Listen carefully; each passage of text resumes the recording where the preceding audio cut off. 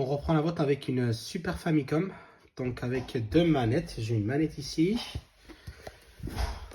une deuxième là, voilà. Et aussi je donne avec la console deux manettes, donc le Super Joy-Card d'Hudson avec une carte, avec une manette ASCII.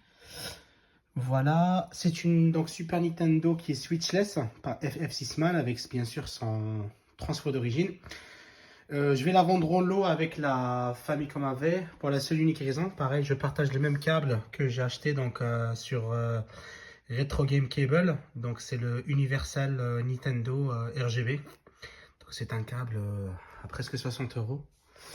Voilà, donc c'est pour ça que je vais vendre la Famicom AV et la Super Famicom en lot. Et cette Super Famicom est vendue avec 43 jeux.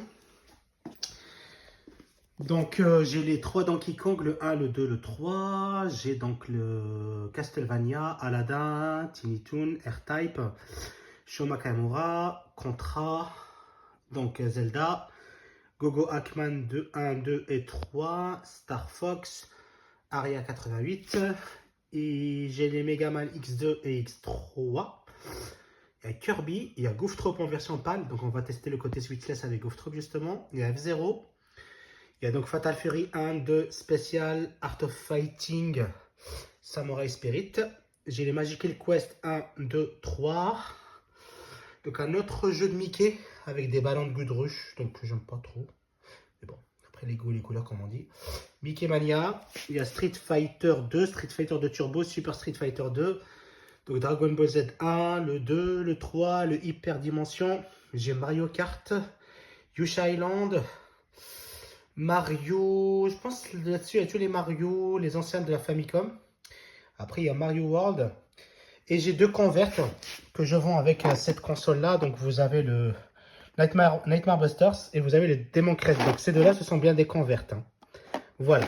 Donc, on va tester la console avec un jeu PAL pour vérifier le côté switchless.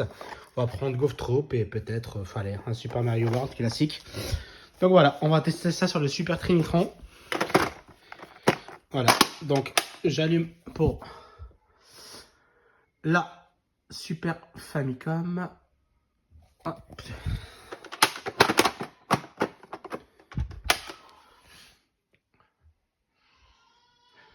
Voilà, il fallait toucher un petit peu la console, le classique de la Super Nintendo. Donc on peut voir le rendu sur le Trinitron, c'est juste une folie, surtout avec le câble de Retro Game Cable. Franchement, je vous laisse passer l'écran scribe. Magnifique. Donc là, je mets un jeu japonais. Je vais éteindre la console. On va remettre dans Goof Troop. Je PAL en 60 Hz avec le côté switchless. Hop, on démarre. La sonnerie légendaire de Capcom. Et comme vous pouvez le voir, voilà, on a le 60 Hz en full screen sans bande noire. Magnifique, magnifique. Voilà, voilà. Donc, comme je vous ai dit, ça va être vendu avec la Famicom AV en lot pour partager le même câble RGB pour les deux consoles. Donc, console, jolie, il a besoin d'un Retrobrite. C'est une switchless faite par FF6Man. Deux manettes de Super Famicom plus deux manettes donc ASCII et une manette de chez Hudson. Et vous avez donc un total de 43 jeux. Dans les 43 jeux, il y a deux converts, comme je vous ai expliqué. Voilà. Merci beaucoup.